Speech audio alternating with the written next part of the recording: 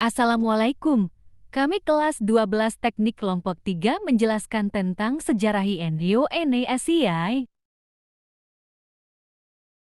Mari tonton dengan seksama, semoga bermanfaat. Assalamualaikum warahmatullahi wabarakatuh. Waalaikumsalam warahmatullahi wabarakatuh. Perkenalkan, kami dari kelompok 3. Pertama Ferry, kedua Muhammad Eka Afriansa, ketiga Ramadhanu, keempat Rangga Saputra, kelima Rehan Putra, keenam Rizky Aja, ketujuh Wendy Afrizal. Kami ingin menjelaskan tentang sejarah Indonesia. Berikut ini kata pengantar dari kami. Puji syukur yang sebesar-besarnya kami panjatkan pada Tuhan Yang Maha Esa, karena atas rahmat, kasih, dan karunia-Nya sehingga kami dapat menyelesaikan makalah tentang sejarah, KAA, misi Garuda, gerakan non-blok, deklarasi Juanda, ASEAN, OKI, Jakarta Information Meeting dengan baik dan tepat pada waktunya. Makalah ini disusun dalam rangka memenuhi tugas dari guru kami di SMK Pelayaran Sunan Bali Palembang, yaitu Ibu Ica Kapitasari SPD. Kami hanya berusaha menyajikan makalah ini dalam bahasa yang lebih sederhana dan mudah dimengerti oleh para pembaca untuk mempermudah pemahaman pada materi ini. Selesainya tugas ini tidak terlepas dari keterlibatan berbagai pihak. Oleh karena itu, penyusunan mengucapkan banyak terima kasih pada teman-teman dan guru yang memberikan saran dan kritik untuk menyelesaikan makalah ini. Langsung saja kami menjelaskan tentang materi berikut. Ya, Ferry, silakan. 1. Sejarah Konferensi Asia Afrika atau KAA. Berakhirnya Perang Dunia Kedua pada tahun 1945 tidak berarti berakhir pula situasi pemusuhan di antara bangsa-bangsa di dunia. Di beberapa belahan dunia masih ada masalah dan muncul masalah baru. Penjajahan yang dialami oleh negara-negara di kawasan Asia dan Afrika merupakan masalah krusial sejak abad ke-15. Walaupun sejak tahun 1945 banyak negara, terutama di Asia, kemudian memperoleh kemerdekaannya, seperti Indonesia 17 Agustus 1945, Republik Demokrasi Vietnam 2 September 1945, Filipina 4 Juli 1946, Pakistan 4 Agustus 1947, India 15 Agustus 1947, Burma 4 Januari 1948, Ceylon 4 Februari 1948, dan Republik Rakyat Tiongkok 1 Oktober 1949. Namun masih banyak negara lainnya yang berjuang bagi kemerdekaannya, seperti Aljazair, Tunisia, Maroko, Kongo, dan wilayah Afrika lainnya. Beberapa negara Asia Afrika yang telah merdeka pun masih banyak yang menghadapi masalah sisa penjajahan, seperti daerah Irian Barat, Kashmir, Aden, dan Palestina. Selain itu, konflik antar kelompok masyarakat di dalam negeri pun masih berkecamuk akibat politik Soviet Imperial. Latar belakang KAA. Gagasan Konferensi Asia Afrika dipengaruhi oleh beberapa latar belakang, yaitu Perang Dingin, Blok Barat dan Blok Timur. Mengutip sumber belajar Kondikbud RI, berakhirnya Perang Dunia II pada Agustus 1945 bukan berarti situasi pemusuhan di antara bangsa-bangsa di dunia berakhir dan langsung tercipta perdamaian dan keamanan dunia. Di belahan dunia, terutama di wilayah Asia dan Afrika, masih ada masalah, bahkan muncul masalah baru yang mengakibatkan pemusuhan, bahkan pada tingkat perang terbuka, seperti yang terjadi di Korea, Indochina, Palestina, Afrika Selatan, dan Afrika Utara. Penyebabnya permasalahan tersebut adalah lahirnya dua blok kekuatan yang bertentangan secara ideologi maupun kepentingan, yaitu Blok Barat dan Blok Timur. Blok Barat dipimpin oleh Amerika Serikat, sedangkan Blok Timur dipimpin oleh Uni Soviet. Masing-masing blok berusaha menarik negara-negara Asia dan Afrika agar menjadi pendukungnya. Materi kedua, sejarah misi Garuda.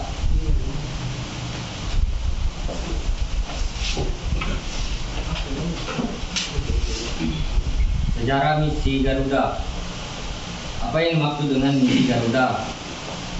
Misi Garuda merupakan salah satu bukti komitmen Indonesia sebagai anggota Perserikatan Bangsa-Bangsa atau PBB untuk ikut terlibat dalam perdamaian dunia. Misi Garuda ini melibatkan tentara negara Indonesia atau TNI dan polisi sebagai anggotanya, dan diberi nama kontingen Garuda atau pasukan Garuda. Peran Indonesia dalam misi Garuda ini dilakukan untuk menjaga perdamaian di berbagai tempat di dunia atas nama Organisasi Perserikatan Bangsa-Bangsa. Latar belakang misi Garuda. Pembentukan pasukan Garuda pada awalnya terjadi saat adanya konflik di Timur Tengah. Saat itu Inggris, Prancis, dan Israel melakukan serangan gabungan terhadap Mesir. Karena Indonesia merasa punya hutang budi terhadap Mesir, akhirnya Indonesia pun membantu dengan cara mendukung PBB untuk mengirimkan pasukan perdamaian demi membantu meredakan krisis di negara tersebut.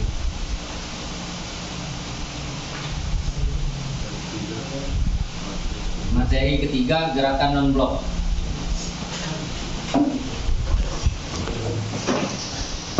Gerakan non-blok didirikan pada tahun 1961. Tepatnya tanggal 1 September, pendirian gerakan non-blok pada tahun 1961 dipelopori 17 tokoh, yakni Soekarno Indonesia, Gamal Abdul Nasir, Jawaharlal Nehru, KWM Afrika, dan Eropa Timur yang baru saja meraih kemerdekaannya itu menginisiasi membentukkan gerakan non-blok untuk menyikapi situasi politik dunia pada era 1950-60-an. Latar belakang gerakan non-blok didirikan pada tahun 1991. Latar belakang pendirian gerakan non-blok tidak terlepas dari peta politik global setelah Perang Dunia II. Kala itu dunia terbelah menjadi dua blok utama. Barat Timur. Blok Barat merupakan aliansi politik pengusung ideologi liberalisme, demokrasi, kapitalisme yang berada di bawah pengaruh Amerika Serikat dan Inggris. Sebaliknya, Blok Timur menjadi aliansi negara-negara pendukung ideologi sosialisasi komunis yang kala itu dipimpin Uni Soviet. Berdasarkan catatan Nancy Rahman dalam modul sejarah terbitnya, meskipun kekuatan dua blok itu mendominasi percaturan politik dunia, masih banyak negara lain yang sebenarnya bersifat netral. Negara-negara itulah yang kemudian bergabung dalam gerakan non-blok. Bentuk-bentuk kejahatan internasional yang ditentang gerakan non-blok adalah imperialisme, realisme, agresi militer, dan dominasi satu kubu di politik dunia. Lalu perang dingin yang terjadi saat itu antara dua kubu juga menjadi alasan untuk memiliki tujuan sebagai blok yang dapat mengakhiri perang tersebut. Peran Indonesia dalam gerakan non-blok. Indonesia memiliki peran penting dalam pendirian gerakan non-blok maupun aktivitas organisasi tersebut. Mulai dari langkah Indonesia sebagai negara yang baru merdeka dan ingin merdekakan ketegangan dunia akibat perang dingin, hingga upaya memelihara perdamaian nasional. Berikut ini beberapa poin tentang peran Indonesia dalam gerakan non-blok. 1. Menjadi pelapor Soekarno selaku Presiden pertama Indonesia. 2. Menjadi tuan rumah pertemuan peran Indonesia bisa dilihat dari pelaksanaan KKA yang dilaksanakan pada 1955 di Bandung, Jawa Barat. 3. Menjadi pemimpin GANEB selain menjadi ketua rumah KKT ke-10 pada tahun 1992. Presiden Indonesia kedua Soeharto juga ditunjuk menjadi ketua gerakan non-blok. 4. Memiliki prinsip yang sama dengan KANEB Indonesia yang telah merdeka menentang keras kejahatan internasional, terlebih lagi jika dilakukan dengan cara kemiliteran. Berikutnya 5. Sejarah Deklarasi Juanda.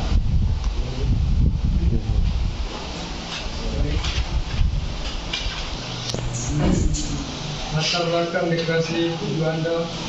belakang deklarasi Juanda sendiri adalah akibat peraturan warisan dari perintah kolonial Belanda mengenai hukum laut Indonesia, yaitu Territoriale Maritim Bengen Ordon 1939 atau bisa disingkat dengan Ornoki 1939, menetapkan bahwa jarak laut teritorial bagi tiap pulau di Nusantara adalah 3 mil.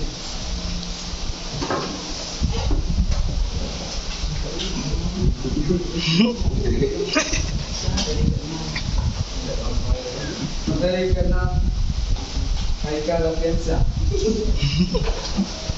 Sejarah ASEAN. Indonesia adalah salah satu dari anggota ASEAN, Association of Asian Nation atau Perhimpunan Bangsa-Bangsa Asia Tenggara. ASEAN merupakan sebuah organisasi kawasan yang mewadahi kerjasama antar 10 negara di Asia Tenggara. Namun, apakah Anda telah mengetahui bagaimana proses berdirinya ASEAN serta tujuan ASEAN didirikan? ASEAN merupakan organisasi kawasan yang dibentuk tanggal 18 Agustus 1967 di Bangkok, Thailand. Pembentukan organisasi tersebut diperankan oleh 5 negara sebagai pendirinya, yaitu Indonesia, Malaysia, Filipina, Singapura, dan Thailand. Melalui penandatanganan deklarasi Bangkok. Latar belakang ASEAN. Mengutip modul ilmu pengetahuan sosial Kemendikbud, ASEAN terbentuk di latar belakang karena adanya beberapa persamaan yang dimiliki antar negara anggotanya. Persamaan tersebut mulai dari persamaan letak wilayah atau geografi, persamaan budaya, persamaan nasib, hingga persamaan kepentingan. Materi ke-7, OKI, organ pemberi.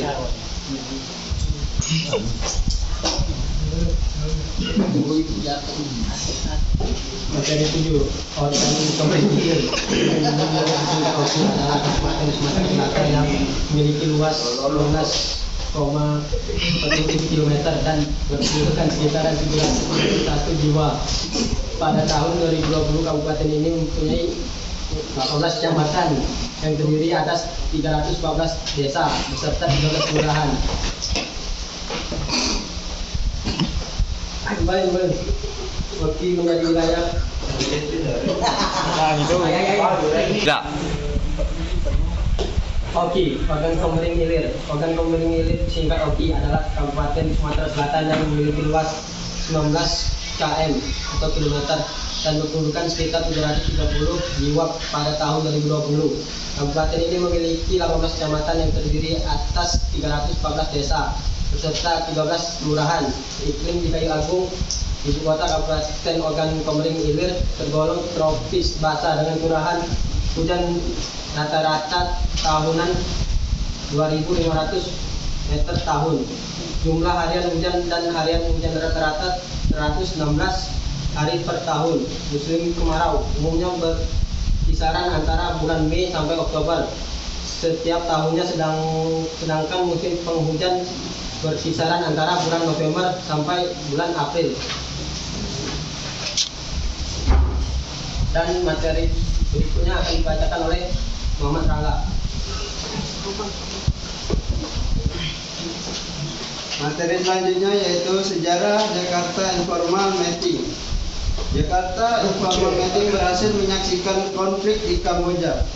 Museum Genosida Dorseng merupakan saksi bisu kekejaman konflik tersebut. Jakarta menjadi salah satu pendiri dari anggota ASEAN. Indonesia memainkan peran untuk mewujudkan perdamaian di kawasan Asia Tenggara. Salah satu cara yang berhasil dilakukan adalah dengan melanggar Jakarta Informal Meeting atau JIM, diadakan di Bogor pada 5 sampai 28 Juli 1988 dan Jakarta pada 19 sampai 21 Februari 1989. Jakarta Formal Meeting bertujuan untuk mewujudkan perdamaian atau menyelesaikan konflik bersenjata antara dua negara bertetanggaan di Semenanjung Indonesia dan Kamboja dan Vietnam. Melalui pertemuan tersebut, Indonesia berhasil memfasilitasi kedua negara untuk berunding dan menyelesaikan konflik berdarah tersebut. Latar belakang Jakarta Informal Meeting. Kamboja dan Vietnam merupakan dua negara yang sudah berkonflik cukup lama sehingga menelan banyak korban. Mengutip jurnal ilmiah berjudul Peran Indonesia dalam Proses Penyelesaian Konflik Tersebut yang ditulis oleh Maradona Rutugha, konflik antara Kamboja dan Vietnam dipicu oleh pengelola dan besarnya ketegangan politik dalam negeri. Puncak konflik Kamboja-Vietnam terjadi pada 1978 ketika bentrokan antara rezim Khmer Merah dengan Vietnam. Dalam bentrokan tersebut terjadi pembantaian warga keturunan Vietnam di Kamboja yang membuat Vietnam akhirnya menyerbu Kamboja dengan tujuan menghentikan genocide tersebut. Terima kasih, nilai dapat kami sampaikan, bila kurang kami mohon maaf. Kami dari kelompok 3 menjelaskan materi ini dengan yang semaksimal mungkin. Terima kasih. Itu saja yang dapat kami sampaikan. Lebih dan kurang kami mohon maaf. Sekian, terima kasih. Assalamualaikum warahmatullahi wabarakatuh.